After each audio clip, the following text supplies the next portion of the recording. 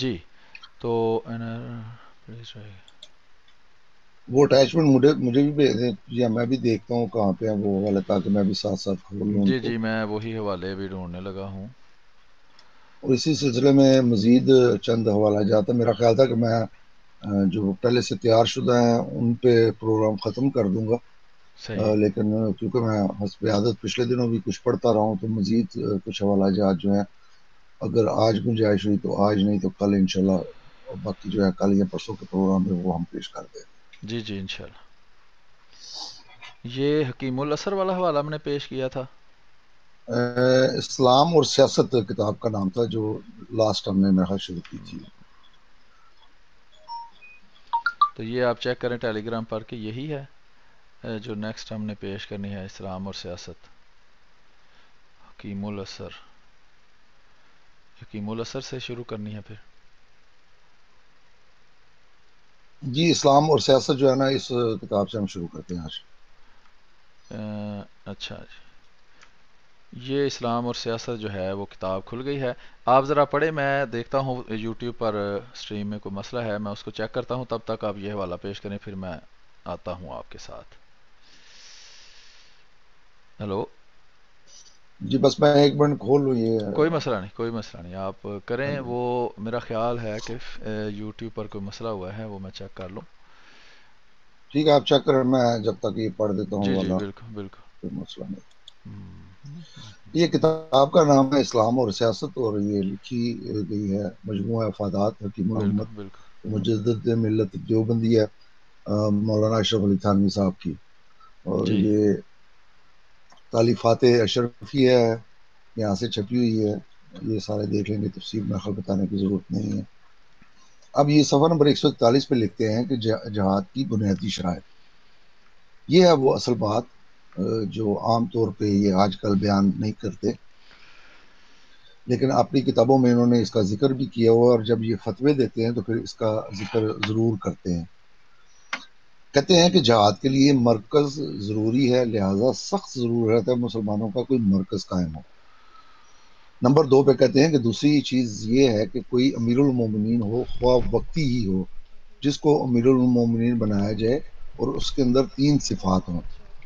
اب یہ دیکھیں کہ جہاد کے لیے کسی امیر کا ہونا ضروری ہے. اور جیسا کہ ہم نے پچھلی جو پروگرامز کیے ہیں، اسی طرح اس سے پہلے جو ہم نے پروگرام کیے ہیں، اس وقت ہم نے بتایا کہ مسلمانوں کی حالت کیا تھی.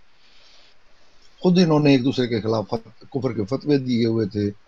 کوئی کسی کے ساتھ مل کے بیٹھنے کو تیار نہیں تھا، چاہے وہ وہابی ہوں، شیعہ ہوں، بریلوی ہوں، دیوبندی ہوں. ایک دوسرے کو کافر کافر کے انہوں نے فتوے دیے ہوئے تھے.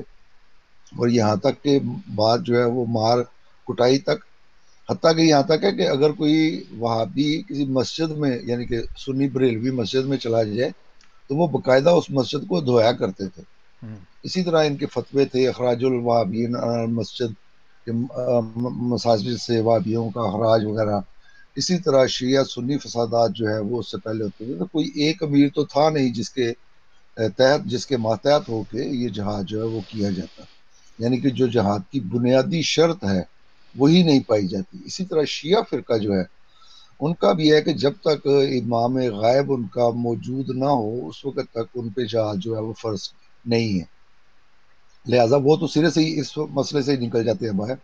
اور جیسا کہ انہوں نے ولیم ہنٹر نے اپنی کتاب میں شیعوں کا خاص طور پہ یہ ذکر کیا ہے کہ ان کا یہ یعنی کہ جو جہاد کہ جب تک امام غائب جو ہے وہ موجود نہ ہو، ہم پہ جہاد جو ہے وہ فرض نہیں ہے. تو یہاں پہ یہ حنفی جو ہیں دیوبندی اس وقت، ان کا بھی یہی ہے کہ کوئی امیر المومنین ضرور ہونا چاہیے. وہ اس کی شاید لکھتے ہیں کہ اس کے اندر 3 صفات ہوں، یعنی کہ تدین، یعنی کہ دینداری ہو، دوسرے سیاست سے واقف ہو، تیسرے یہ کہ اس کے اندر ہمت ہو. اور اس وقت ان میں سے کوئی بھی مرد مجاہد جو ہے وہ ان صفات کا حامل جو ہے وہ نہیں تھا. اب مشکل یہ ہے کہ بعض کے اندر تدین تو ہے مگر سیاست سے واقفیت نہیں، اور بعض کے اندر ہمت نہیں. امیر کے اندر ان تینوں صفات کا ہونا ضروری ہے. اس کام میں ضرورت ہے اتفاق کی، اس کے لیے ارادت کافی نہیں. وہ کہتے ہیں جو ارادت کا تعلق ہے وہ صرف کافی نہیں ہے، بلکہ اس کے اندر پوری وہ اطاعت، جو جیسا کہ ایک جماعت کا ترا امتیاز ہے کہ جب امیر کوئی حکم دیتا ہے تو پوری کی تو ہے جماعت جو ہے وہ اس حکم پہ لبیک کہتی ہے. تو یہ بات جو ہے اس وقت نہ موجود تھی، نہ موجود ہو سکتی تھی ان فرقوں اور ان کفر کے فتووں کے ساتھ. آگے کہتے ہیں کہ اس کے لیے ارادت کافی نہیں ہے، قوت و قہر و قوت کی ضرورت ہے، اور وہ قوت امیر المومنین ہے. اور اس وقت مسلمانوں کا کوئی امیر یا سردار نہیں جو ان کی قوت کو ایک مرکز پر جمع رکھ سکے، جو روح ہے اس کام کو کرنے کی. سب سے بڑا اور اہم مسئلہ یہ ہے. یہ آگے انہوں نے الفاظات جو ہے اس کا صفحہ نمبر 119 کا حوالہ دیا. تو یہ دیکھ لیں کہ یہ خوش نصیبی جو ہے ان کے قسمت میں آج تک نہیں آئی، سوائے جماعت احمدیہ کے. تب سے لے کے اب تک کوئی ایک بھی جماعت ایسی نہیں جس کا ایک واحد امیر ہو اور جس کے حکم پہ پوری کی پوری جماعت جو ہے وہ لبیک ہے. تو ان کے لیے تو یہ جہاد آج بھی فرض نہیں ہے. اس لیے ہم نے یہ سوال کیا تھا کہ یہ کہتے ہیں کہ اس وقت ہندوستان جو ہے وہ دارالحرب تھا. اگر اس وقت دارالحرب تھا تو آج کے علماء دیوبند جو انڈیا میں ہیں ان کے نزدیک کیا یہ اب دارالاسلام ہے یا اب دارالحرب ہے؟ کیونکہ اس لیے کہ اب بھی وہاں پہ کفار کی حکومت ہے. تو آج کے دیوبندی وہاں کے جو انڈیا کے ہیں فرض نہیں، وہ اس کو دارالحرب کا فتویٰ دے دیں. اسی طرح یہی سوال بریلویوں سے بھی ہے. ان کا بھی مرکز جو بریلی آج کے ہندوستان پہ، وہ وہاں سے فتویٰ ہمیں لے کے دکھا دیں کہ یہ دارالحرب ہے، اس کے خلاف جہاد کرنا جو ہے وہ فرض ہے. آگے وہ لکھتے ہیں کہ نصب خلیفہ یعنی امیر المومنین مقرر کرنا واجب ہے، لیکن واجب کے لیے قدرت شرط ہے، اور قدرت اس وقت مفقود ہے. اس واسطے گو عالم اس وقت خلیفہ سے خالی ہے، لیکن بئی حالات خلیفہ کے نہ ہونے سے کوئی گناہ نہیں. یہ بات ان کی اپنی تشریح ہے کہ فی الحال کیونکہ خلیفہ نہیں موجود تو اس سے کوئی گناہ تو لازم نہیں آتا، لیکن بہرحال جو شرط ہے جہاد کی وہ اس میں پوری نہیں ہوتی. جی اب اگلا حوالہ دیتے ہیں. یہ مجھے لگتا ہے کہ یہ اس کتاب کا دوسرا حوالہ ہے، کیونکہ اس میں انہوں نے کافی ساری تفصیلات جو ہیں وہ دی ہوئی تھی. جی یہ خطبات حکیم الاسر ہے میرا خیال ہے اگلا، یا اور ہے کوئی؟ آپ اس کو دیکھیں تو میں جب تک دیکھتا ہوں، کیونکہ جو میرے خیال میں حوالہ آنا تھا اس میں کافی تفصیلات جو ہیں انہوں نے بیان کی تھی. ہو سکتا ہے مجھے غلطی لگتی ہو، بہرحال اچھا آپ جی، یہ حوالہ شروع کریں خطبات میں جب حکیم تک دیکھتا ہوں. الاسر ہے کتاب کا نام، اور یہ اس کی تفصیل لکھی ہوئی ہے.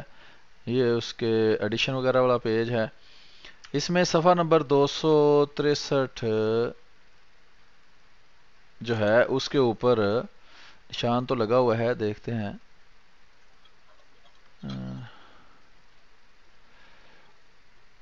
دجال کی سواری. چلیں ہم اگلا حوالہ دیکھتے ہیں. حکیم الاسر کا اگلا حوالہ ہے صفحہ نمبر 294 پر، عیسیٰ علیہ السلام کے دور میں جہاد. یہ آپ دیکھ سکتے ہیں، یہ نیچے حوالہ جو ہے یہ لکھا ہوا ہے. لکھا ہے جہاد عیسیٰ علیہ السلام کے دور میں ختم ہو جائے گا، کیونکہ آپ جانتے ہیں کہ جہاد مستقل مطلوب عبادت نہیں ہے، یہ بوقت ضرورت کیا جاتا ہے، اور جب اس کا موقع آ جائے تو یہ افضل ترین عبادت ہے، اور اللہ کی رضا حاصل کرنے اور جنت حاصل کرنے کا قریب ترین راستہ ہے. یہ افضل العبادات ہے اور اس میں شرکت کرنے والے افضل لوگ ہیں، بہترین لوگ ہیں. لیکن جہاد مقاصد میں سے نہیں ہے، ذرائع میں سے ہے. تبلیغ سے دین پھیلتا ہے، جہاد رکاوٹیں دور کرنے کے لیے ہوتا ہے. صفحہ نمبر 295 کے اوپر ہم پہنچ چکے ہیں. جہاد دین پھیلانے کے لیے نہیں ہوتا. اس وقت چونکہ کفر رہے گا نہیں اور کفر کی شوکت ختم ہو جائے گی، اس لیے جہاد ختم ہو جائے گا. جیسے حدیث میں آتا ہے کہ عیسیٰ علیہ السلام جہاد کو ختم کر دیں گے، پھر ضرورت ہی نہیں رہے گی. دین کے پھیلانے میں جو رکاوٹیں پیش آتی ہیں وہ جہاد کے ساتھ دور کی جاتی ہیں. جہاد دین پھیلانے کے لیے نہیں ہوتا، یہ اپنے ذہن سے مکالمہ نکال دیجئے. دین پھیلتا ہے تبلیغ سے، اس لیے میں کہا کرتا ہوں. تو یہ دیکھ لیں، اگر اس اصول کو ان کے مانا جائے، اور یہ مانتے بھی ہیں، خود بیان کر رہے ہیں، تو حضرت مسیح موعود علیہ السلام کے زمانہ میں تبلیغ دین میں کوئی رکاوٹ موجود نہیں تھی، جس سے ثابت ہوتا ہے کہ جب شرط موجود نہیں ہے تو مشروط بھی موجود نہیں ہے. یعنی کہ ضرورت اس کی جہاد کی نہیں تھی، کیونکہ جہاد کا مقصد وہ بتا رہے ہیں کہ تبلیغ دین میں جو رکاوٹیں آتی ہیں ان کو دور کرنے کے لیے ہوتا ہے. جی احمد بٹ صاحب. جی ٹھیک ہے، اس پہ آپ نے تبصرہ جو ہے اسپیال وہ کر دیا، ٹھیک مناسب ہے. اگلا حوالہ ہم دیکھتے ہیں. اچھا، اس کے بعد اس پر مزید تفصیل لکھی ہوئی ہے. اس میں صفحہ نمبر 297 ہے. اس میں لکھا ہے کہ تو پھر حکم ہے کہ تم بھی مقابلہ میں تلوار اٹھاؤ، پس ٹھیک ہے راستہ صاف کرو، اس رکاوٹ کو دور کرو۔ تو حضرت عیسیٰ علیہ السلام کے زمانہ میں جہاد ختم ہونے کی یہ وجہ ہے کہ وہاں کفر موجود ہی نہیں رہے گا، اس لیے صلی اللہ علیہ وسلم کے دور میں جہاد کی ضرورت پیش نہیں آئے گی، اس وقت پھر دین واحد ہو جائے گا، اسلام اسلام رہ جائے گا۔ آگے ہے جی صفحہ نمبر 299، 299، سوالات و جوابات۔ سوال یہ ہے جب عیسیٰ علیہ السلام دور میں جہاد ختم ہو جائے گا تو الجہاد ماذا الی یوم القیامت کا کیا مطلب ہوا؟ جواب یہ ہے کہ الی یوم القیامت سے مراد الی قرب یوم القیامت ہے، روایات کی روشنی میں۔ ٹھیک ہے جناب، تو یہ بھی بعض دفعہ پیش کی جاتی ہے، تو اس کا جواب بھی اس میں آ گیا ہے۔ آگے ہم چلتے ہیں۔ سلیم، میں نے آپ کو اب دوبارہ یہ ایک حوالہ بھیجا ہے، پتہ نہیں کیوں وہ مجھے اوپر نظر نہیں آیا، ہم، تو اس کو ایک دفعہ ہم پڑھ دیتے، جو ابھی سب سے آخر پہ جو میں نے بھیجا ہے وہ اسی کتاب کا اسلام اور سیاست۔ اچھا جی، اسلام اور سیاست کتاب کا حوالہ ہے جی، اس کا ٹائٹل وغیرہ آپ دے چکے ہیں، صفحہ نمبر 195 ہے۔ غیر اسلامی حکومت کی شرعی احکام از افادات حکیم الامت دیوبندیہ مجدد ملت دیوبندیہ مولوی اشرف علی تھانوی۔ دارالحرب دارالسلام کی تحقیق ہندوستان دارالحرب ہے یا نہیں؟ کسی نے دریافت کیا کہ ہندوستان دارالحرب ہے یا نہیں؟ فرمایا عموماً دارالحرب کے معنی غلطی سے یہ سمجھے جاتے ہیں جہاں، یہ تو ہم پڑھ چکے ہیں کل حوالہ، یہ وہی ہے میرے خیال میں، بہرحال دوبارہ نہیں، پڑھ دیتے ہیں۔ یہ اس سے نا ہم نے شروع کیا کر دیا، اچھا، اسی وجہ سے میرا خیال تھا کہ یہ حوالہ ہوگا، لیکن ہم نے وہ اس کی بجائے دوسرا پڑھ دیا۔ کہ جہاں حرب لڑائی واجب ہو سو اس معنی کو لو تو ہندوستان دارالحرب نہیں، کیونکہ یہاں آپسی معاہدہ کی وجہ سے حرب لڑائی درست نہیں ہے، مگر شرعی اسلام میں دارالحرب کی تعریف یہ ہے کہ جہاں پورا تسلط غیر مسلم کا ہو۔ تعریف تو یہی ہے، آگے جو کچھ فقہاء نے لکھا ہے وہ امارات علامات ہیں، اور ہندوستان میں غیر مسلم کا تسلط غلبہ ہونا ظاہر ہے، مگر چونکہ دارالحرب کے نام سے پہلے غلط معنی کا شبہ ہوتا ہے، اس لیے غیر دارالاسلام کہنا اچھا ہے۔ پھر اس کی دو قسمیں ہیں، دارالامن دوسرا دارالخوف۔ فرمایا دارالحرب کے معنی دارالکفر کے ہیں، پھر اس دارالحرب کی دو قسمیں ہیں، ایک دارالامن ایک دارالخوف۔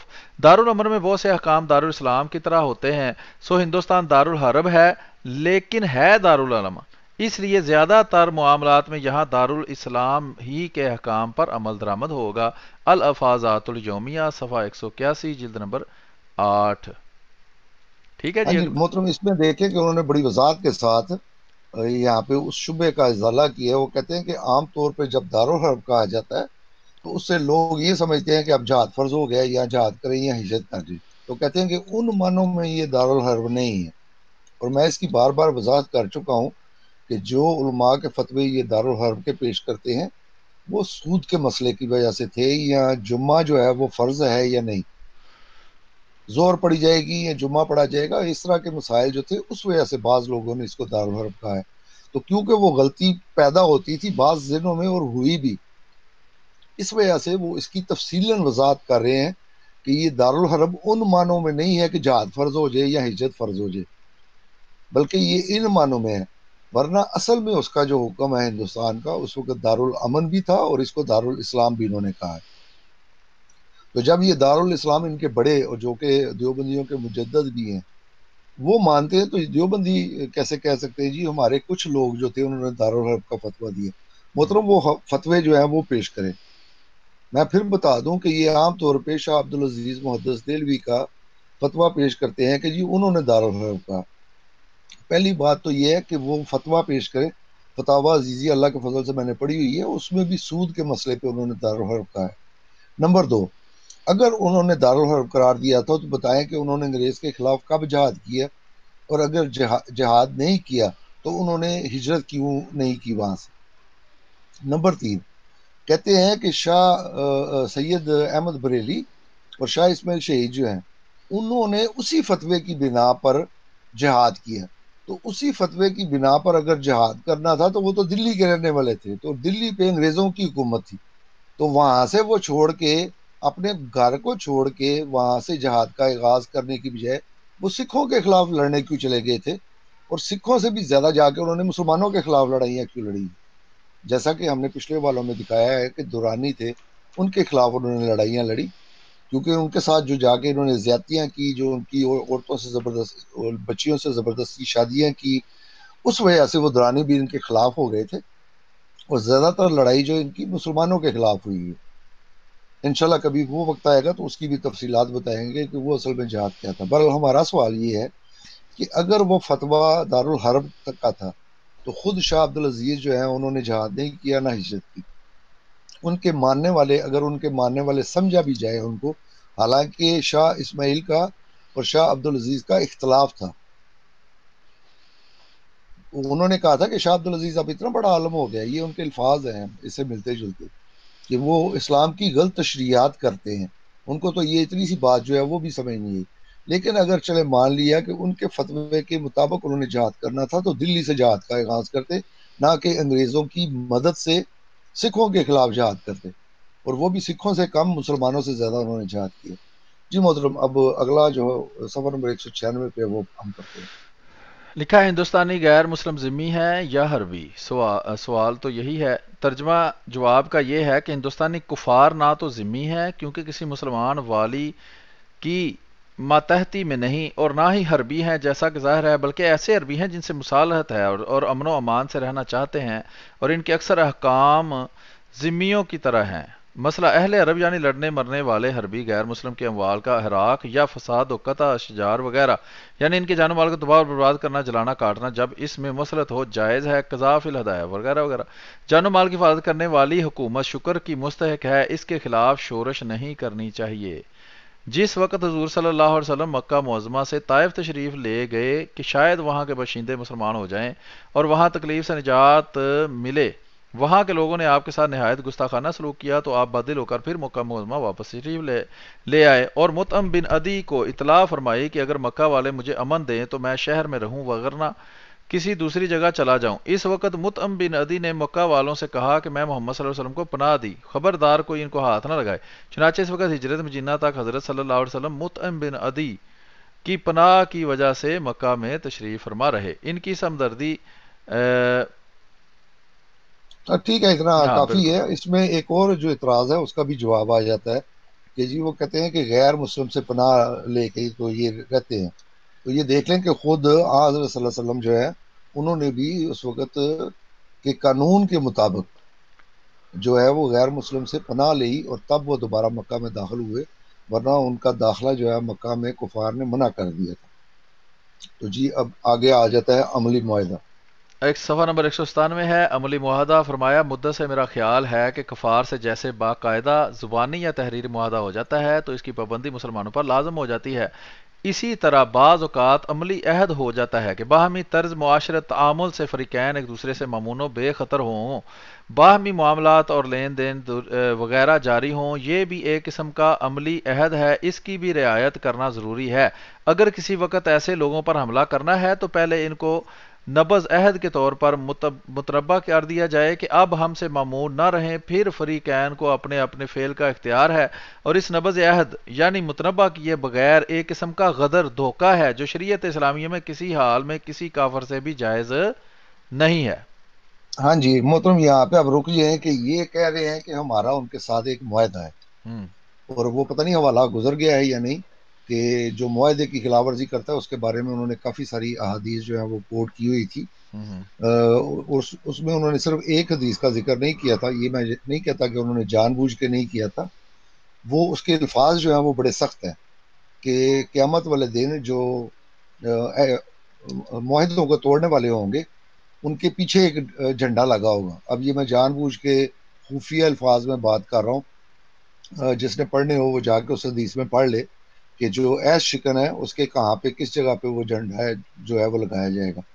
اسی طرح وہ اپنے جو ان کی حفاظات الیومیہ ہے جو ان کی لکھی گئی ہے 30 جلدوں میں، اس میں وہ بار بار ایک چیز کا ذکر کرتے تھے کہ میں نے یہ سنا ہے کہ ہمارا انگریزوں کے ساتھ ایک معاہدہ ہے، لیکن وہ مجھے ملا نہیں. بالآخر وہ ایک جگہ پہ جا کے کہتے ہیں کہ مجھے بڑی خوشی ہوئی جب مجھے وہ اس معاہدے کا پتہ بھی چل گیا اور وہ مل بھی گیا کہ انگریزوں کے ساتھ ہمارا معاہدہ ہے. اب جیسا کہ انہوں نے یہاں پہ کہا ہے، جو دیوبندی اور دوسرے جو ہیں وہ یہ کہتے ہیں کہ ہمارے بڑوں نے انگریزوں کے خلاف جہاد کیا، تو کیا اس سے پہلے انہوں نے اس جو عہد نامہ تھا اس سے برات کا اعلان کیا ہے؟ انگریزوں کو کہا ہے کہ جو تمہارا اور ہمارا معاہدہ تھا ہم اس معاہدے کو اب توڑتے ہیں، جیسا کہ خود حضرت صلی اللہ علیہ وسلم نے جب فتح مکہ سے پہلے جو ہے اس معاہدے کو جو صلح حدیبیہ کے موقع پہ ہوا تھا اس کے توڑنے کا اعلان کیا تھا. کو خفیہ کاروائی نہیں کی تھی. تو اب یہ دیوبندی یا جو بھی دیگر ہیں وہ یہ بتائیں کہ جب ان کا معاہدہ تھا اور یہ دارالاسلام تھا، دارالحرب نہیں تھا، تو کیا انہوں نے اعلانیہ انگریزوں کو اس بات سے مطلع کیا تھا کہ تمہارا اور ہمارا معاہدہ ختم ہے، آج کے بعد تمہاری اور ہماری لڑائی شروع ہوئی؟ اگر ایسا نہیں کیا تھا تو یہ احادیث رسول کے مطابق غدار ٹھہرتے ہیں، معاہدہ شکن ٹھہرتے ہیں. اور معاہدوں کے متعلق قرآن اور حدیث میں بڑے سخت جو ہیں وہ الفاظ آئے ہیں. یہاں پہ اس کا موقع نہیں ہے، ورنہ میں ابھی وہ حوالے بھی پیش کر دوں کہ جو عہد کو توڑتے ہیں باندھنے کے بعد، ان کے متعلق قرآن نے کیا کہا ہے اور احادیث نے کیا کہا ہے. جی محترم. جی آگے چلتے ہیں جی صفحہ نمبر 198 پر. اس میں لکھا ہے شرعی دلیل. خلاصہ ترجمہ یہ ہے جو اس اصل پر مبنی ہے کہ جس قصہ کو اللہ رسول نے بغیر تکبر کے بیان فرمایا ہو وہ ہمارے لیے حجت ہے. وہ معاہدہ جس سے حربی کا دم حرام ہوتا ہے یعنی اس کا قتل ناجائز ہو جاتا ہے وہ عام ہے کالی و حالی کو، کیونکہ موسیٰ علیہ السلام نے ان سے قولاً معاہدہ نہیں کیا تھا. پس اگر حال کے ذریعہ معاہدہ نہ ہوتا تو قبطی مباح الدم ہوتا. پھر اس قتل کو شیطان کا عمل کہنا اور اس سے استغفار کرنے کے کوئی معنی نہیں تھے. جی اس پہ تبصرہ کرنے کی ضرورت نہیں ہے. وہ یہی کہہ رہے ہیں کہ جو حضرت موسیٰ علیہ السلام سے وہ قبطی جو ہے وہ قتل ہوا، تو کیونکہ ان کا جو فرعون کے ساتھ کوئی نہ تو قولاً معاہدہ تھا اور نہ ہی کوئی تحریری معاہدہ تھا، اس وجہ سے ان کو معاہدہ شکن جو ہے وہ نہیں کہا جا سکتا. لیکن یہاں پہ ہندوستان کی حالات کی وجہ سے انہوں نے یہ بات اس لیے لکھی ہے کہ ہمارا ان کے ساتھ معاہدہ ہے، کالی بھی اور حالی بھی، کولن بھی اور فیلن بھی، اور لکھا ہوا معاہدہ جو ہے. اس لیے ہم اگر توڑیں گے تو یہ عمل شیطان ہوگا. تو اس لیے جو دیوبندی آج یہ دعویٰ کرتے ہیں کہ ان کے بڑوں نے جہاد کیا، حالانکہ ہم وہ بتا چکے ہیں کہ ان کا جہاد جو تھا وہ انگریزوں کی طرف سے باغیوں کے خلاف وہ لڑے تھے، اس کو یہ جہاد کہتے ہیں. تو یہ اس کی وضاحت وہ کر رہے ہیں.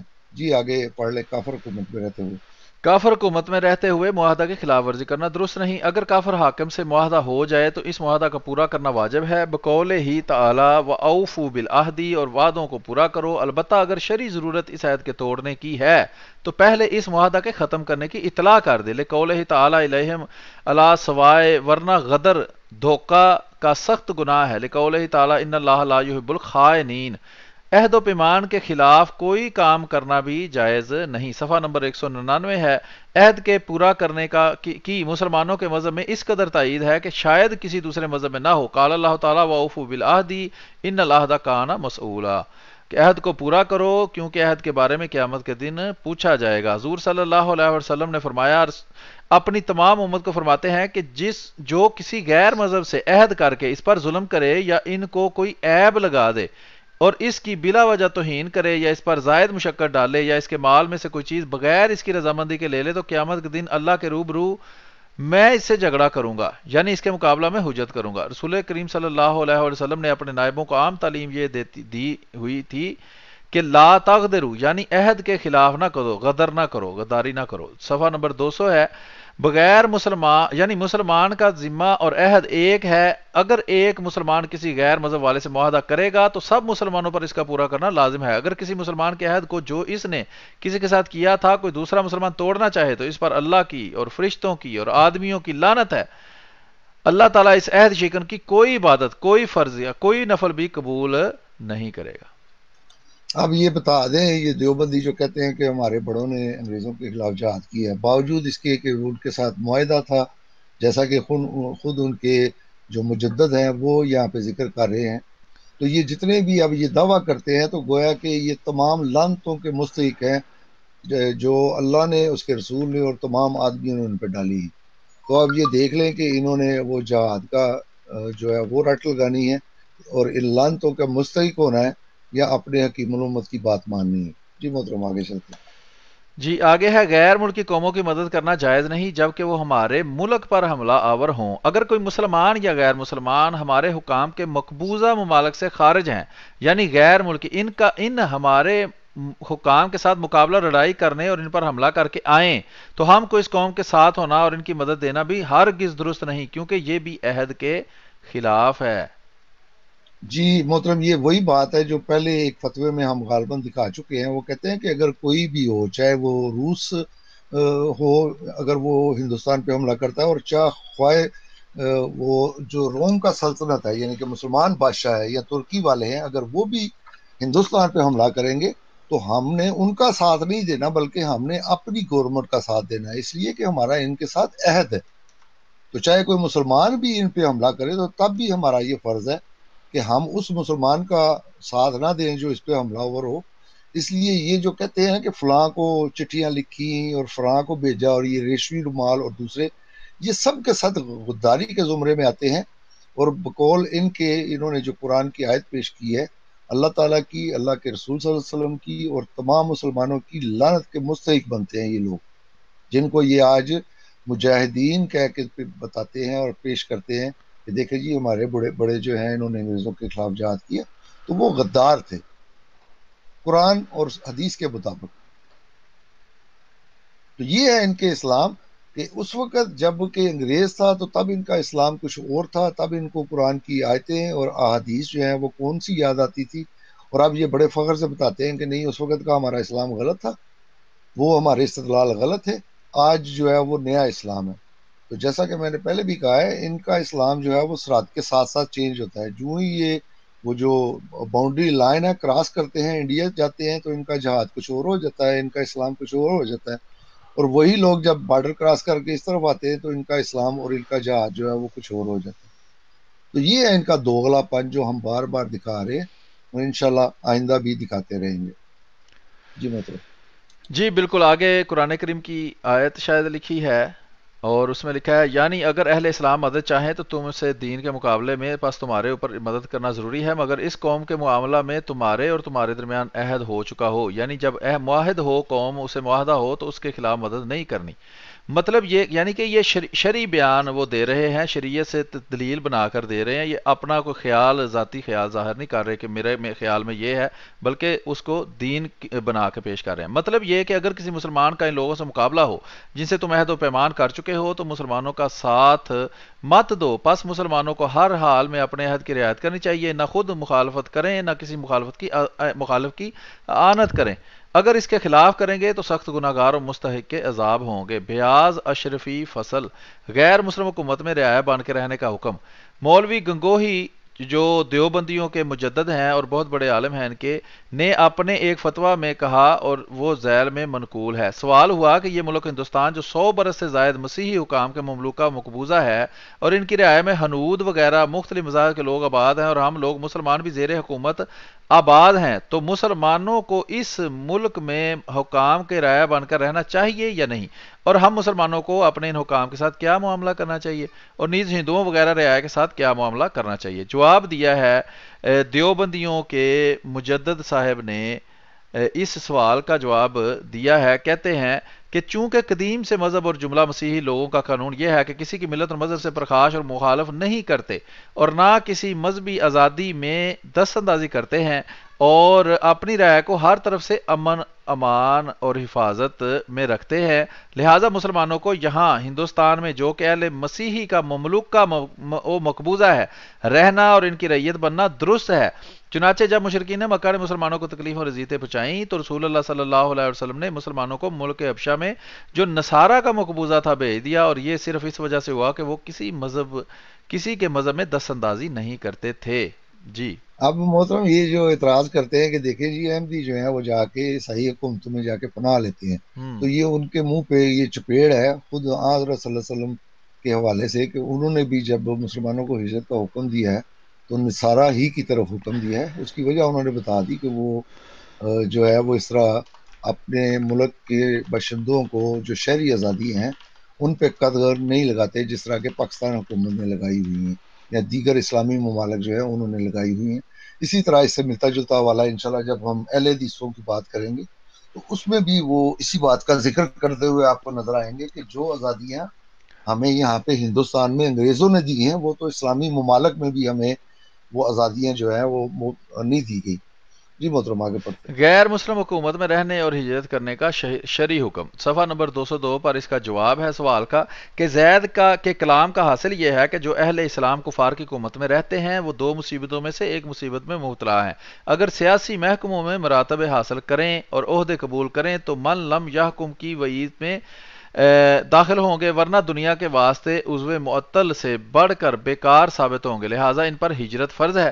ہمارے نزدیک زید کا یہ خیال غلط ہے، ہمارے نزدیک زید کا یہ خیال غلط ہے۔ اول شک میں یہ تسلیم نہیں کہ سرکاری تمام ملازمتوں میں حکم خلاف ما انزل اللہ ضروری ہے، بلکہ بہت سے ایسے محکمے ہیں کہ جن میں حکم ہی نہیں یا شریعت کے مطابق اور جائز حکم ہو۔ نیز دوسری شک بھی غیر مسلم اور غلط خیال ہے۔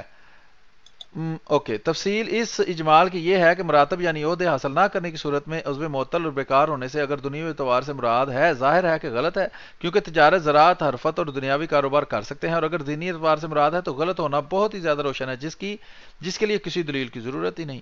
اس کے علاوہ ہجرت کر کے جس جگہ جائیں گے وہاں بھی انہیں دونوں مصیبتوں کا سامنا ہوگا، کیونکہ اس وقت کوئی سلطنت علی منہاج نبوت نہیں، اس وقت کوئی سلطنت بھی علی منہاج نبوت نہیں، تو وہاں سے بھی ہجرت فرض ہوگی، تو سوائے اس کے دنیا سے ہجرت فرمائیں کوئی چارہ نہ ہوگا۔ بڑا اچھا حل بتایا ویسے۔ اچھا، خلاصہ یہ کہ زید کا یہ خیال غلط اور بے اصل ہے۔ جب حکومت کی طرف سے شرائع متعلقہ کے یعنی مذہب پر ادا کرنے کی اس طرح کی آزادی ہے اور کچھ روک ٹوک نہیں تو ہجرت واجب نہیں ہے۔ جی احمد بٹ صاحب۔ جی محترم، انہوں نے یہاں پہ بڑی وضاحت سے بعض لوگوں کو جو غلط فہمی تھی، انہوں نے غلط فہمی پیدا کرنے کی کوشش کی کہ یا تو ہم کفار کی جو ہے وہ نوکریاں جو ہیں وہ قبول کریں، تو وہ اس نے بتایا کہ یہ قرآن کے حکم کے خلاف آتا ہے۔ اسی طرح کہتا ہے کہ اگر وہ نوکریاں قبول نہ کرے تو پھر ہمارے لیے ہجرت جو ہے فرض ہو جاتی ہے۔ تو اس خیال کا رد انہوں نے یہاں پہ کیا ہے کہ یہ دونوں تمہارے خیالات جو ہیں وہ غلط ہیں، اس لیے کہ وہ اس کو دارالحرب نہیں سمجھتے تھے۔ اگر وہ اس کو دارالحرب بمانی جہاد سمجھتے تو پھر یا تو وہ لڑتے اور یا پھر وہ ہجرت فرض قرار دیتے، جبکہ یہاں پہ انہوں نے دونوں کام جو ہے وہ نہیں کیے۔ جی مطلب جی آگے چلتے ہیں، جی صفحہ نمبر 203 ہے، اس پر کافر حکومت کے متحد میں رہنے کی ممانعت پر ایک استدلال اور اس کا جواب۔ ایک صاحب نے اس مضمون کو کہ کافر کی حکومت مسلمانوں پر جائز نہیں، آیت ولا تنکحوا المشرکین حتی یؤمنوا سے استنباط کیا ہے کہ جب ایک مسلمان عورت کا کافر کی ماتحتی میں رہنا جائز نہیں، تو بہت سے مسلمانوں کا کسی کافر کی ماتحتی میں رہنا کیسے جائز ہوگا؟ بعض لوگوں نے قرآن شریف کی آیتوں سے نئی سیاست کو مستنبط کرنا شروع کر دیا ہے، یہ ایک قسم کی تحریف ہے۔ الفضل للوصل صفحہ 183، مطبوعہ تھانہ بون۔ جیسا کہ آج کل کے دیوبندی جو ہے وہ نئی سیاست جو ہے وہ قرآن شریف کی آیتوں سے نکالتے ہیں، حالانکہ ان کے بڑے جو ہیں وہ پہلے انہی آیات سے کچھ اور جو ہے وہ اخذ کر چکے ہیں۔ تو یہ ایک قسم کا آج کے جو دیوبندی ہیں ان کے لیے بھی لمحہ فکریہ ہے اور عبرت کی جگہ ہے کہ وہ ان تحریروں کو دوبارہ غور سے پڑھیں۔ یہ ان کے جن کو وہ مجدد مانتے ہیں یہ ان کی تحریرات ہیں، اور یہ انہوں نے قرآن و حدیث سے جو نتائج اخذ کیے ہیں یہ وہ ہیں، اس لیے یہ کسی تھڑا چھاپ مولوی کی باتیں ان کے نزدیک نہیں ہیں۔ جی مطلب جی آگے لکھا ہے دارالکفر سے ہجرت کرنے کا شرعی حکم۔ یہ لگتا ہے کسی انگریز نے ہی کتاب لکھی ہے شاید، وہ سارا کچھ ان کے حق میں لکھ گیا ہے۔ صفحہ نمبر 204 ہے۔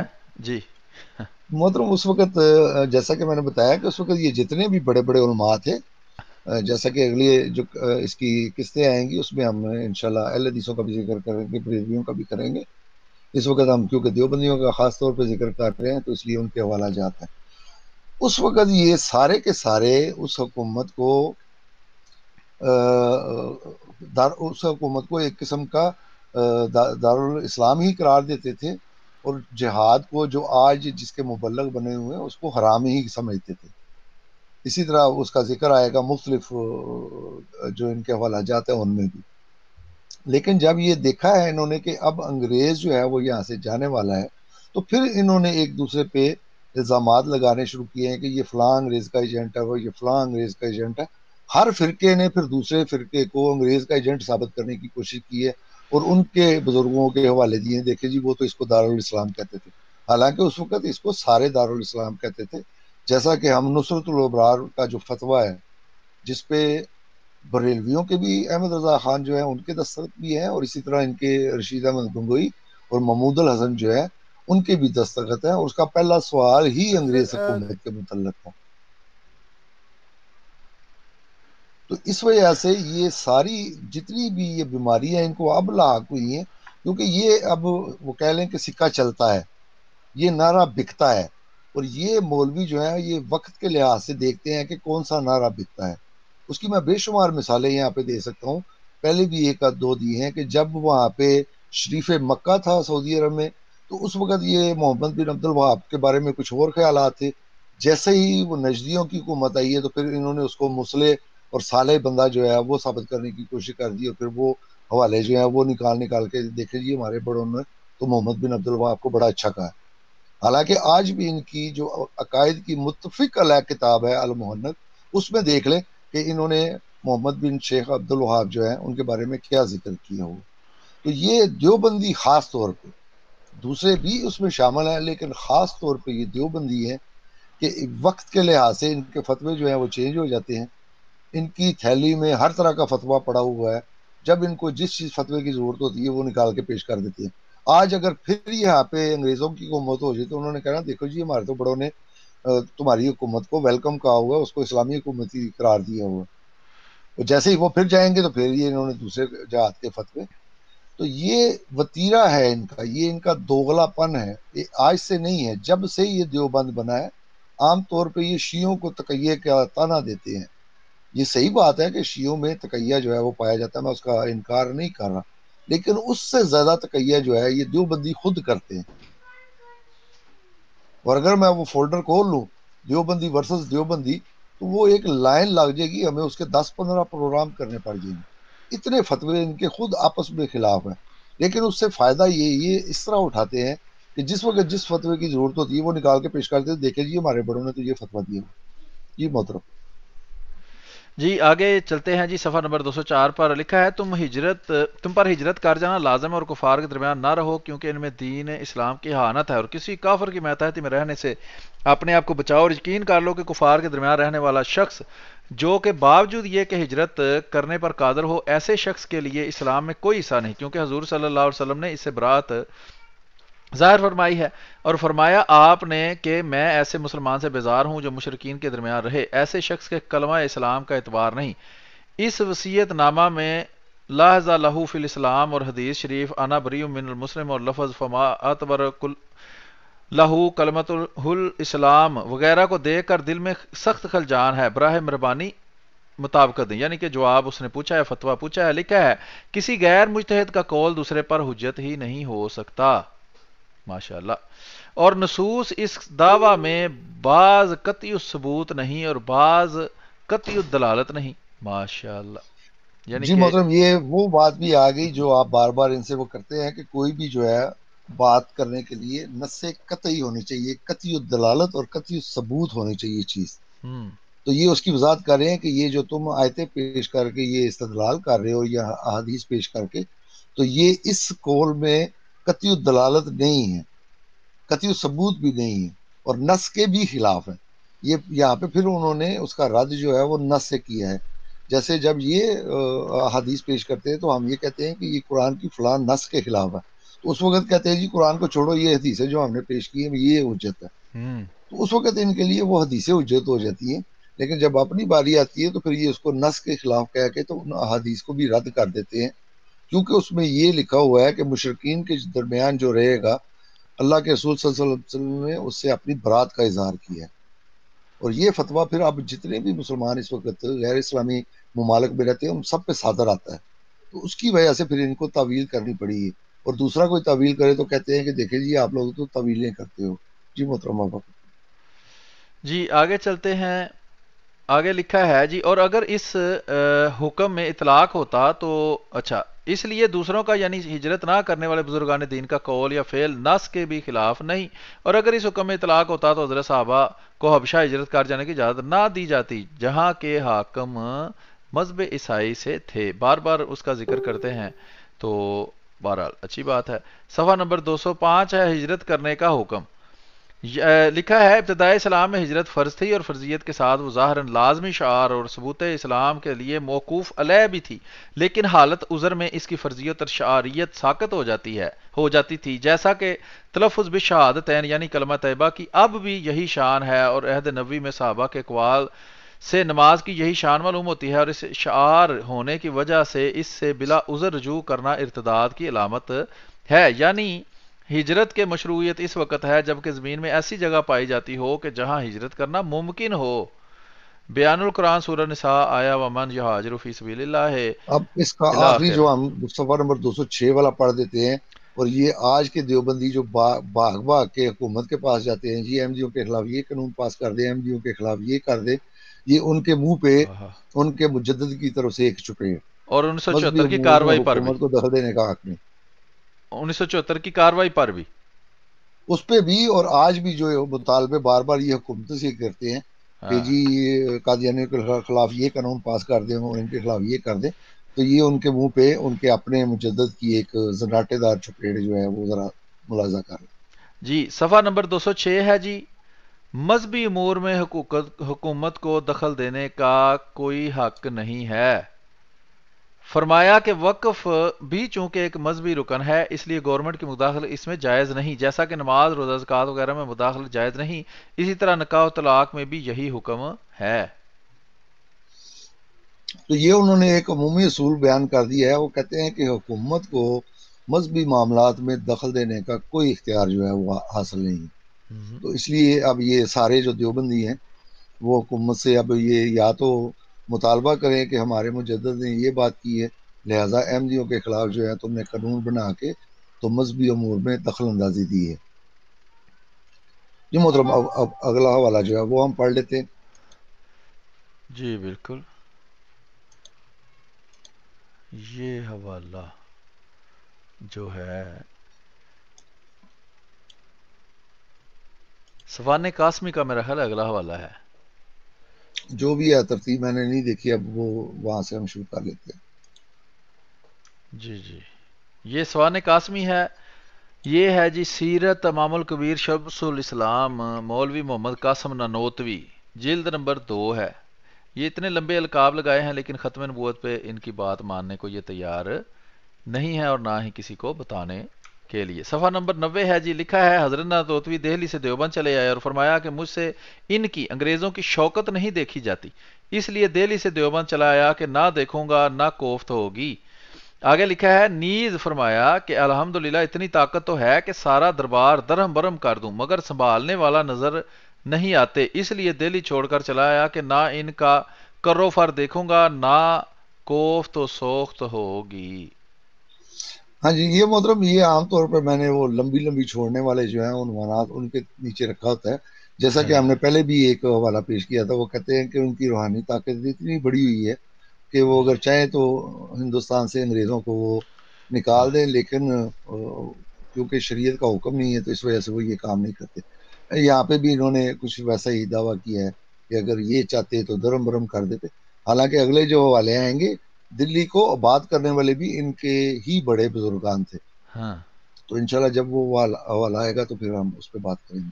جی آگے بات۔ جی بالکل، اس میں اہم بات انہوں نے ایک اور کی ہے مگر سنبھالنے والے نظر نہیں آتے، کہ جنہوں سے ہاں انگریزوں نے حکومت لی تھی ان کا جو حال ہے وہ بھی ان کے سامنے تھا کہ انگریز اگر چلا بھی جائے، مثال کے طور پر اس وقت انگریز حکومت چھوڑتا تو وہ لینی کس نے تھی اور سنبھالنی کس نے تھی. جیسا کہ انگریز نے جب حکومت چھوڑی ہے تو پھر جن کے پاس آئی ہے انہوں نے مسلمانوں کا کیا آج تک حشر کیا ہے انڈیا کے اندر.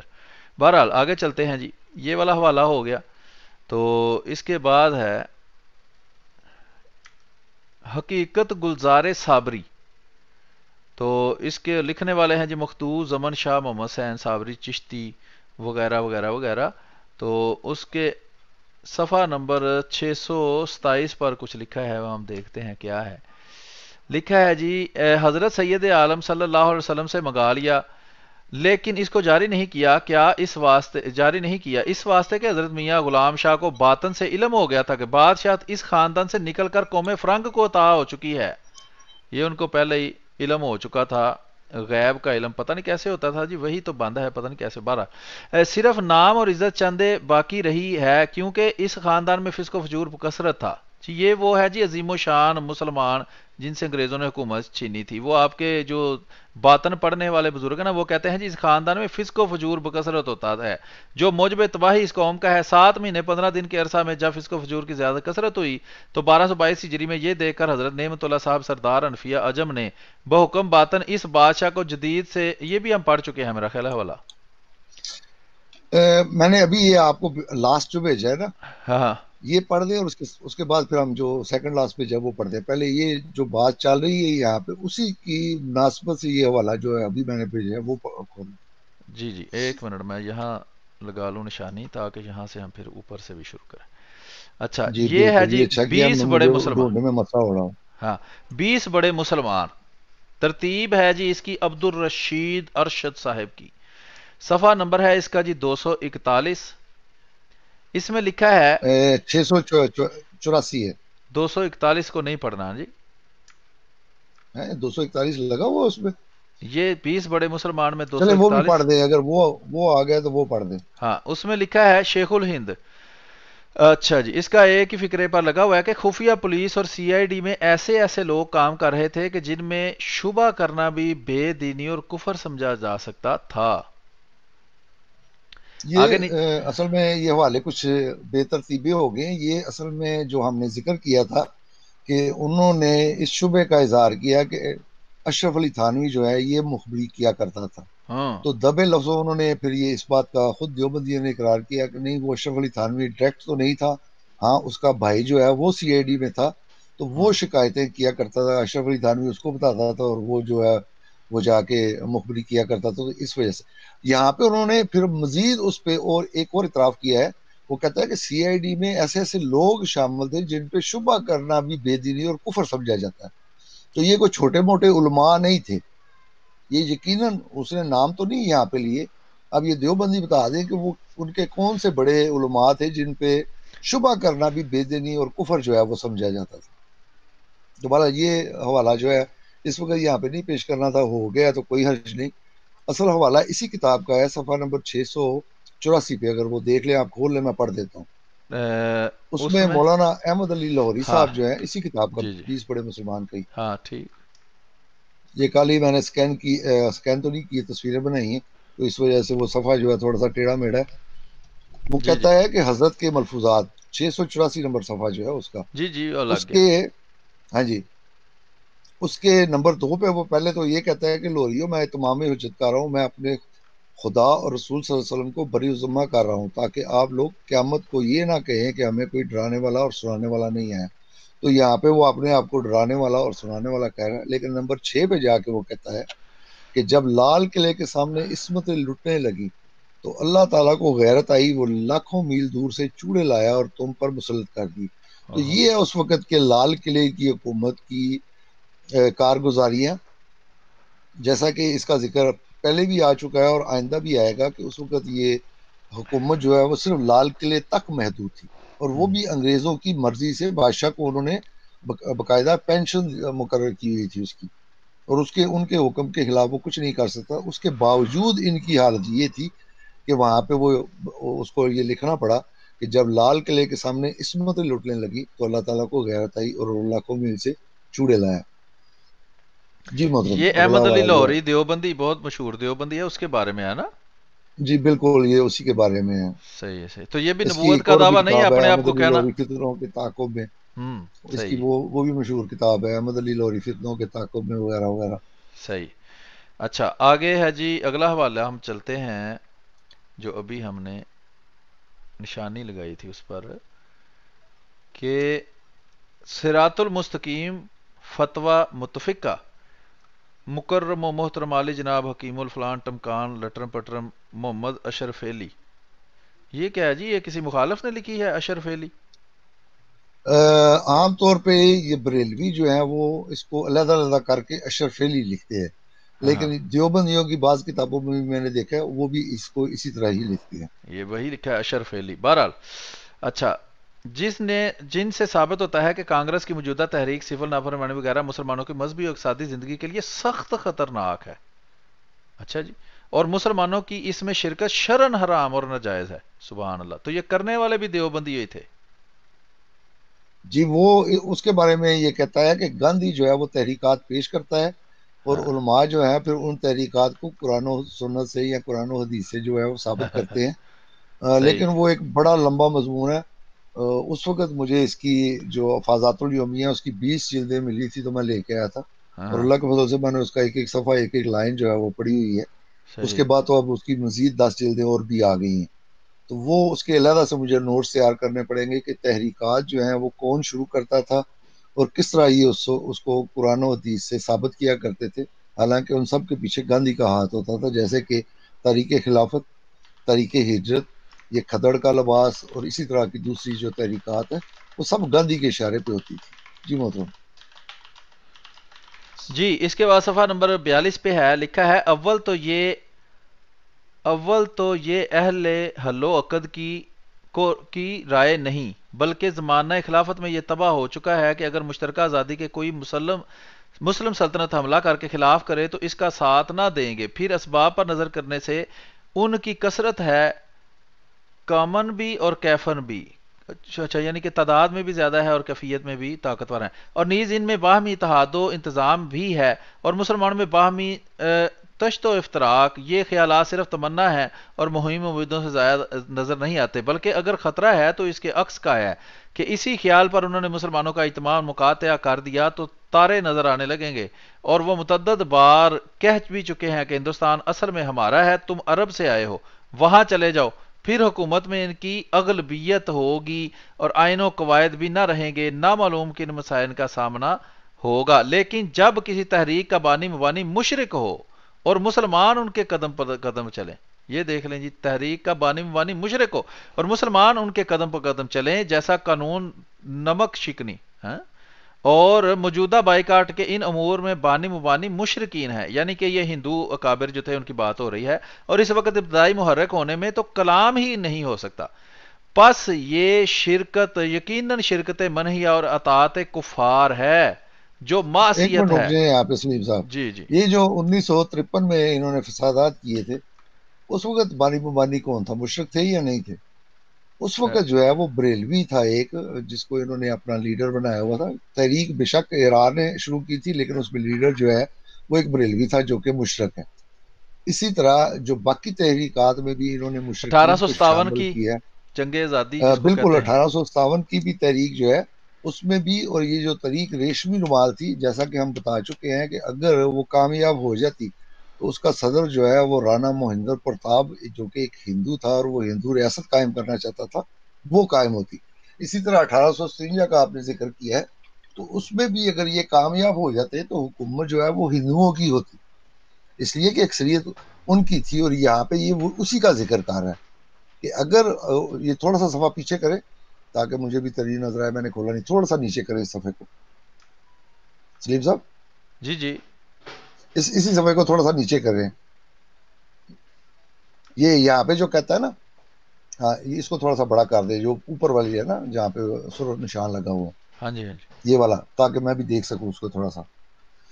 تو یہاں پہ وہ یہی کہتا ہے کہ اگر مشرق ہو لیڈر، تو یہ جو پاکستان کی تحریک بنی ہے اس کا تو لیڈر جو ہے وہ ایک شیعہ تھا، جو کہ ان کے فتووں کے مطابق تو کافر شیعہ کافر ہے۔ تو یہ تب بھی بتا رہے ہیں کہ یہ اس میں شامل نہیں ہو سکتے تھے دیوبندی، اس لیے کہ وہ کافر تھا۔ اسی طرح جو دیگر تحریکوں میں یہ شامل کرتے ہیں کافروں کو، ہم بارہا یہ بتا چکے ہیں اور ان کا حوالہ بھی دکھا چکے ہیں۔ وہ کہتا ہے جب کفر اور اسلام کا مجموعہ حکومت بنے گی تو اس کو مسلمانوں کی حکومت نہیں بلکہ کافروں کی حکومت کہا جائے گا، جو کہ اس وقت پاکستان میں ہے، یا 1973 میں بھی تھی، یا جب سے پاکستان بنا ہے یہ کافروں کی حکومت ہے، یہ مسلمان حکومت نہیں۔ بلکہ تحریک طالبان پاکستان والوں کی طرف سے تو باقاعدہ یہ فتویٰ شامل ہوا ہے کہ حکومت پاکستان نے کیونکہ امریکہ کی مدد کی ہے لہٰذا اس کے خلاف بھی جہاد جو ہے وہ فرض ہے۔ اور تحریک طالبان پاکستان، ہم بار بار بتا چکے ہیں کہ یہ دیوبندیوں کی تحریک ہے، آج وہ اس سے لا تعلقی کا اظہار کرتے ہیں، کل تک جب اس پہ پابندی نہیں لگی تھی تو یہ سارے کے سارے اس کے معید اور ممد تھے، اس کی ہر طرح سے مدد کیا کرتے تھے۔ آج بھی جب یہ دہشت گرد پکڑے جاتے ہیں تو ان کے مدرسوں سے ہی پکڑے جاتے ہیں۔ اسی طرح جو اوپر بغاوت ہوئی ہے جس کے لیے وہ کیا ضرب عضب شروع کرنی پڑی ہے یا کیا اس کا نام تھا، تو وہ بھی ان دیوبندیوں کے خلاف۔ جی محترم، اگلا والا ہم پڑھتے ہیں۔ جی بالکل، یہ اس کا اگلا حصہ بھی ابھی رہتا ہے، وہ بھی پڑھ دیتے ہیں پورا۔ البتہ اگر جی کسی امر کے بانی مسلم ہوں اور ان کی اعانت کے لیے مشرکین بھی شریک ہو جائیں تو بعض صورتوں میں جواز ثابت ہو سکے گا۔ رسول کریم صلی اللہ علیہ وسلم نے منع کر دیا تھا مشرکوں کہ مجھے نہیں مدد چاہیے. بہرحال ہوگا. چنانچہ مبسوط میں حدیث کے تحت میں لکھا ہے از کان تحت رعایت المشرک کے مسلمان مشرک کے جھنڈے کے نیچے ہوں یعنی تحریک کا بانی مشرک ہو. پس جب غرض و غایت بھی مضر اور تحریک بھی منکر ہونے کے علاوہ عقیم و غیر عقیم منتج یا ناممکن اور شرکت موجودہ اطاعت کفار ہے، اس لیے مسلمانوں کو شرکت منہا عنہ ہے کہ یعنی کہ وہ اس میں شامل نہ ہوں. میں اس مسلمان سے جو مشرکین کے ساتھ ہوں بیزار ہوں. یہ رسول کریم صلی اللہ علیہ وسلم کا شاید فرمان کا ترجمہ نیچے لکھا ہوا ہے. اچھا جی آگے چلتے ہیں جی. یہ ہے ملفوظات حکیم الامت دیوبندیہ اشرف علی تھانوی. یہ آگے اس کی تفصیل ہے. صفحہ نمبر ہے 168 168. چشتیہ کے یہاں فنا اول قدم. ٹھیک ہے. ہندو مسلم اتحاد کی شرائط. ملفوظ نمبر ہے یہ نوٹ رکھیں جی 254 254. اس میں لکھا ہے تیسری قوم کے بے دخل ہو جانے میں کامیابی بھی ہو جائے تب بھی وہ حکومت ہندوؤں کی ہوگی مسلمانوں کی نہ ہوگی. ایک تو ترکیب کی خاصیت سے، دوسری ان کی اکثریت کی وجہ سے، تیسرے ان کے تباہی کی حالت پر نظر کر کے اور عقلی طور پر بھی. مقصود حکومت عادلہ آمنہ ہے اور ہندو مسلمانوں کے اشتراک میں یہ احتمال ہی نہیں کہ عدل ہو امن ہو، جیسا کہ ہندوؤں کی کارگزاریوں سے اس وقت ظاہر ہے کہ وہ مسلمانوں کو ہندوستان سے مٹانا چاہتے ہیں. یہ اپنے اس دلی مذاق سے باز نہ آئیں گے. اس کا نتیجہ یہ ہوگا کہ فساد اور خون ریزی ہوگی اور جو مقصود ہے حکومت سے وہ حاصل نہ ہوگا. اسی بنا پر میں نے تحریکات کے زمانے میں ایک مولوی صاحب سے کہا تھا کہ اول تو کامیابی موہوم اور اگر ہوئی بھی تو ہندوؤں کی ہوگی، اگر مسلمانوں کی بھی ہوئی تو تم جیسے مسلمانوں کی نہ ہوگی.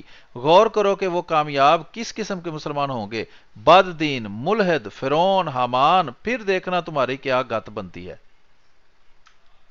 ہاں جی، یہ بالکل وہ 1857 کا جہاد جو کہتے ہیں دیوبندی کے وہ ہم نے کیا. تو اگر جیسا کہ میں نے پہلے بھی کہا ہے کہ اگر وہ کامیاب ہو جاتا تو حکومت جو ہے وہ ہندوؤں کی بننی تھی، مسلمانوں کی نہیں بننی تھی. اور یہاں پہ وہ جو مسلمان بتا رہا ہے کہ اس طرح کے مسلمان اگر بنتی بھی تو ان کی بننی تھی، تو وہ ان کو دیکھ لیں کہ بد دین، ملحد، فرعون اور حامان وغیرہ سے اس نے تشبیہ دی ہے کہ اس جیسے مسلمان ہوں گے تمہارا اس میں کوئی حصہ نہیں ہوگا.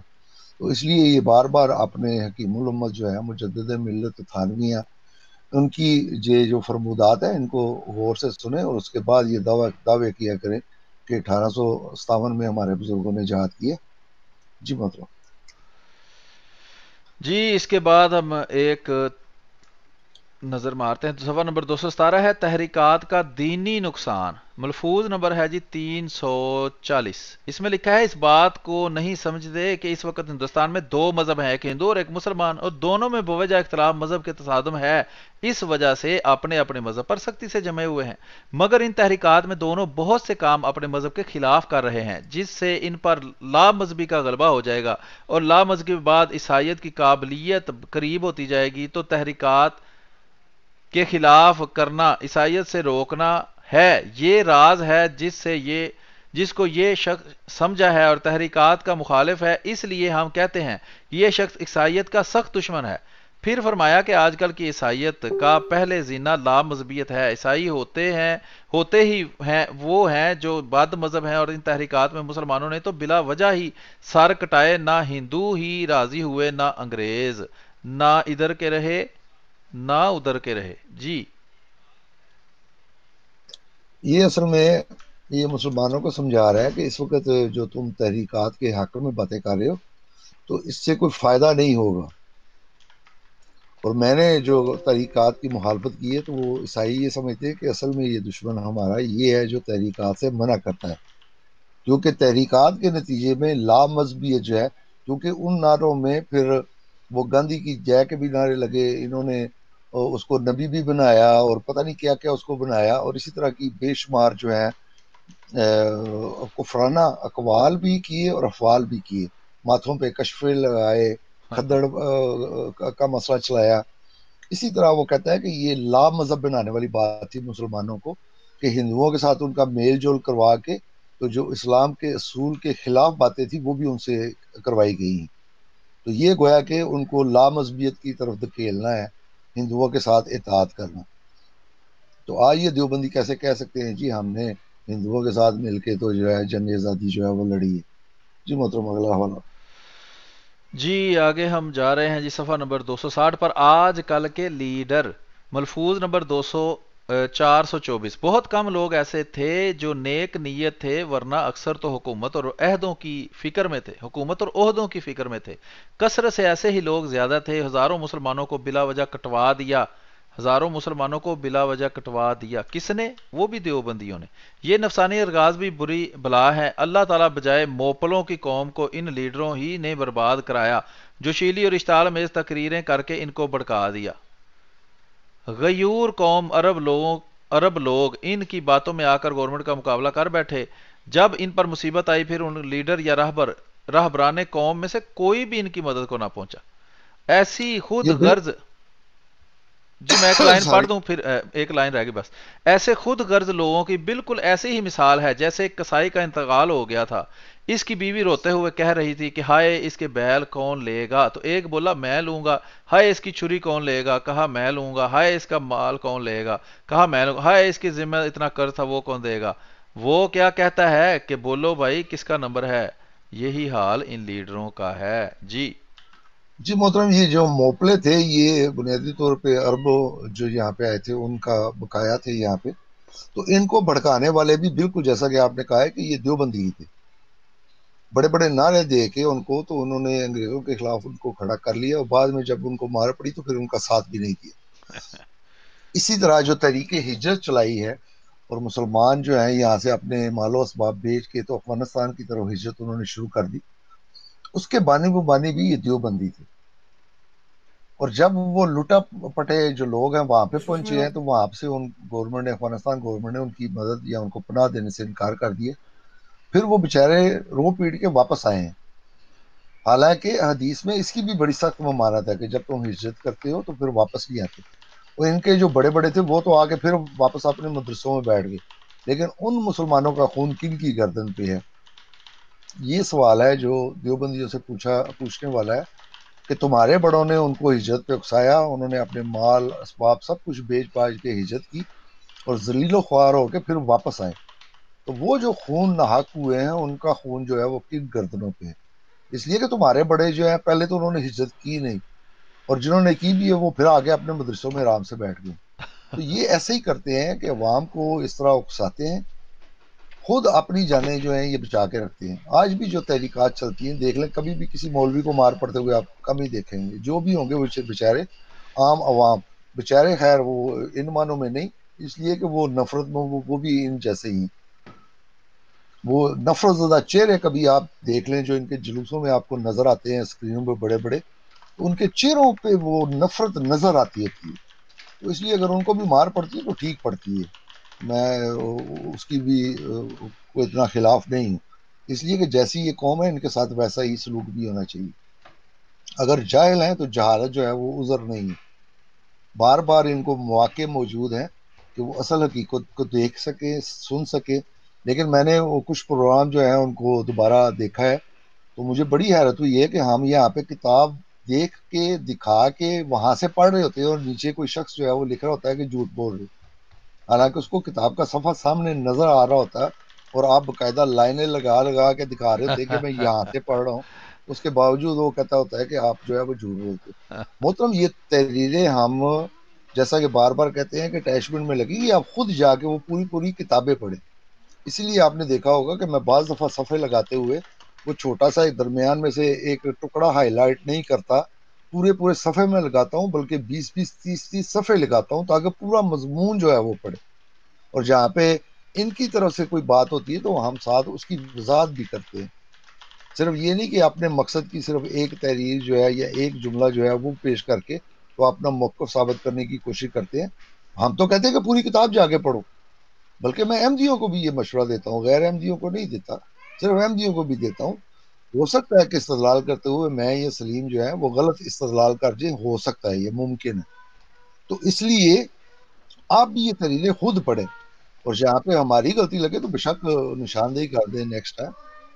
انسان ہے، انسان غلطی کر سکتا ہے، لیکن اتنی تحریریں جو آپ کو دی جاتی ہیں وہ اسی لیے دی جاتی ہیں کہ آپ ان کو دیکھیں پڑھیں، اور ممکن ہو تو یہ کتابیں خود پڑھیں.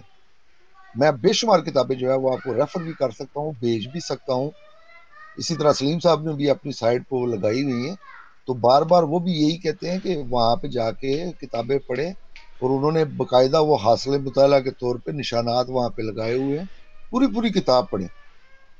ہم تو یہ کہتے ہیں, ان کی طرح یہ نہیں کہتے کہ ایک ٹکڑا کہیں سے لیا اس کو دوسرے کے ساتھ ملایا اور ایک تحریر بنا کے تو وہ پیش کر دی کہ یہ دیکھیں جی ہماری بات سچ ثابت ہوگی. تو انشاءاللہ آئندہ بھی جو حوالہ جات ہوں گے وہ آپ دیکھیں گے کہ جو میں لگاؤں گا یہاں پہ لگیں گے وہ ایک صفحے کے نہیں ہوں گے, بعض دفعہ وہ 30-40 صفحوں کے ہوں گے. جی محترم سلیم صاحب. جی ابھی ہم چلتے ہیں اگلے حوالہ کی طرف، اور یہ حوالہ ہم پڑھ چکے ہیں، یہ بھی یہ ابھی عرض یہ ہے کہ یہ ہمارے پاس یہاں 1 گھنٹہ 7 منٹ ہو چکے ہیں، تو یہ حوالہ پیش کر کے پھر ہم نیکسٹ جو ہے اس کے وہ کل پر رکھیں گے. اس پر میں نشان بھی لگا لیتا ہوں تاکہ بوقت ضرورت کام آئے. تو ملفوظات حکیم الامت دیوبندیہ پھر حاضر ہے. اس کا صفحہ نمبر 186 ہے. تحریکات میں شرکت سے جناب صفحہ نمبر ہے ملفوظ نمبر ہے 281. وہ یہ کہ جو تم کو معلوم ہے ہم کو بھی معلوم ہے، اور تم سے زائد ہم کو ایک اور بات معلوم ہے جس کی وجہ سے ہم خاموش ہیں. وہ یہ ہے کہ بدون قوت کے مقابلہ کرنے میں ہم فنا ہو جائیں گے. یعنی کہ یہ خودکشی کے برابر ہے کہ ایک جگہ تم لوگ اس قابل ہی نہیں کہ اس سے لڑ کر اس سے لڑائی جیت سکو، اور وہاں تم وہ پنجابی میں کہتے ہیں کہ پنگا لے لو کہ وہ وہاں ان سے لڑ لو، تو یہ خودکشی کے برابر ہے. مٹ جائیں گے کیونکہ ان تحریکات کی کامیابی کا نتیجہ ظاہراً ہندوؤں کا غلبہ ہے، اور ہندو انگریزوں سے زیادہ دشمن ہیں. یہ کبھی بھی بات وہ نہیں بتاتے جو انہوں نے بتائی ہے کہ ہندو انگریزوں سے زیادہ دشمن ہیں. ہر شخص شب و روز اس کا مشاہدہ کرتا ہے. دیکھ لیا جائے تمام دفاتر محکموں مسلمانوں کے ساتھ کیا برتاؤ کیا جا رہا ہے. اگر اور واقعات اور مشاہدات کو بھی نظر انداز کیا جائے تو اس کا کسی کے پاس کیا جواب ہے؟ ٹھیک ہے جی.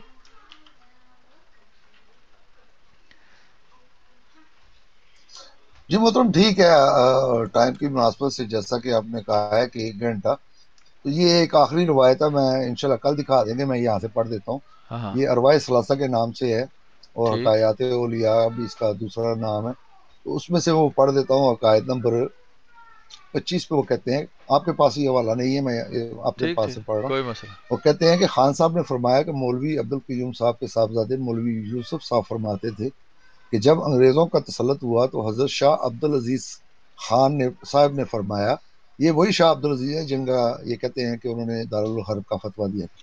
وہ کہتے ہیں کہ حضرت شاہ عبدالعزیز صاحب نے فرمایا کہ اب ہندوستان کی حکومت کی سلطنت حکماں کے ہاتھ میں آ گئی ہاں اور ان کے ہاتھوں سے نکلنا بہت مشکل ہے. ہاں یعنی کہ وہ ان کو بھی پتا تھا کہ یہ حکماں کی حکومت ہے بھائی, یہ جاہلوں کی اور واہ یہ واہ بیوقوف جو لوگ ہیں ان کے ہاتھوں سے یہ اب حکومت نکل گئی ہے. اسی طرح زبردست. وہ آگے اسی حکایات اولیاء کے حقائق نمبر 347 جو ہیں اس پہ وہ کہتے ہیں کہ خان صاحب نے فرمایا کہ جس زمانے میں ملکہ کی تاج پوشی کا جلسہ ہوا اس زمانے میں مولوی محمد یعقوب صاحب دلی میں تھے اور اکثر غائب رہتے تھے. میں نے دریافت کیا کہ حضرت آپ کہاں غائب رہتے ہیں؟ فرمایا مجھے حکم ہوا ہے. یہ غور سے سنیں یہ الفاظ. وہ کہتے ہیں کہ فرمایا مجھے حکم ہوا ہے کہ دلی میں جس جگہ تمہارا قدم جائے گا ہم اس جگہ کو آباد کر دیں گے. اس لیے اکثر شہر اور حوالی شہر میں گشت کیا کرتا ہوں تاکہ ویران مقامات آباد ہو جائیں. خان صاحب نے فرمایا کہ اس جلسے میں مولوی عبدالحق صاحب مولف تفسیر حقانی اور مولوی فخر الحسن گوئی بھی موجود تھے, اور مولوی عبدالحق صاحب نے اس مقام کے آباد ہونے کی کیفیت مولوی ناظر حسن صاحب سے بیان کی اور کہا کہ جس جگہ اس زمانے میں دربار ہوا تھا اور جہاں جہاں مولوی محمد یعقوب صاحب پھرے تھے وہ جگہ اکثر آباد ہوگی. اب یہ ان کو وہ حکم اللہ کی طرف سے تھا کہ اب انگریز آگے ہیں, لہٰذا دلی کو آباد کرنے کے لیے تم جہاں جہاں پہ بھی گشت کرو گے, جہاں جہاں پہ بھی تمہارے قدم پہنچیں گے, اللہ تعالیٰ اس جگہ کو آباد کرے گا. تو یہ انگریزوں کی آبادی میں تو ان کے بزرگ جو ہیں وہ شامل تھے. انشاءاللہ یہ اگلا پروگرام جب ہوگا تو اس میں یہ والا دکھا دوں.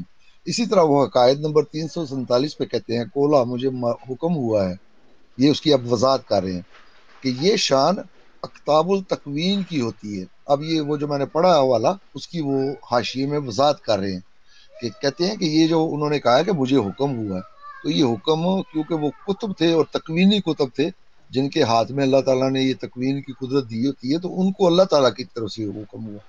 وہ کہتے ہیں کہ یہ شان اکتاب التکوین کی ہوتی ہے، اور بعض مقبولین کو قطبیت اور ارشادیہ کے ساتھ قطبیت تکوینیہ کا مرتبہ بھی عطا ہوتا ہے، اور مولانا کی قطبیت ارشاد میں کوئی کلام ہی نہیں۔ تو یہاں پہ یہ وہ مزید وضاحت کر رہے ہیں کہ یہ جو حکم ان کو ملا تھا کیونکہ ان میں شان قطب تکوینی بھی تھی، تو اس وجہ سے اللہ تعالیٰ نے ان کو یہ حکم دیا کہ جہاں جہاں پہ تم گھومو گے وہاں پہ انگریزوں کا جو دلی ہے وہ مزید آباد جو ہے وہ ہو جائے گا۔ تو جی محترم، جیسا کہ ہم نے کہا تھا کہ 1 گھنٹے کا ہم پروگرام کیا کریں گے، انشاءاللہ باقی حوالہ جات جو رہ گئے ہیں وہ اگلے پروگرام میں۔ کل دیکھوں گا، میں شاید میں پروگرام نہ کر سکوں، لیکن کوشش پوری کروں گا کہ کل بھی انشاءاللہ یہ پروگرام ہو۔ تو میری طرف سے پھر اللہ حافظ، آپ اپنا پروگرام جو ہے جاری رکھیں۔ جی اگر کل آپ مصروف ہوئے تو جو باقی کے 4-5 حوالہ جات یا 5-7 حوالہ جات ہیں وہ میں پھر پڑھ دوں گا، دکھا دوں گا، تاکہ جو ہے وہ جلدی یہ مضمون ختم ہو، کیونکہ آگے ابھی ہم نے بریلویوں کا اور شیعہ کا اور ان کا وہابیوں کا بھی کرنا ہے جہاد کے بارے میں۔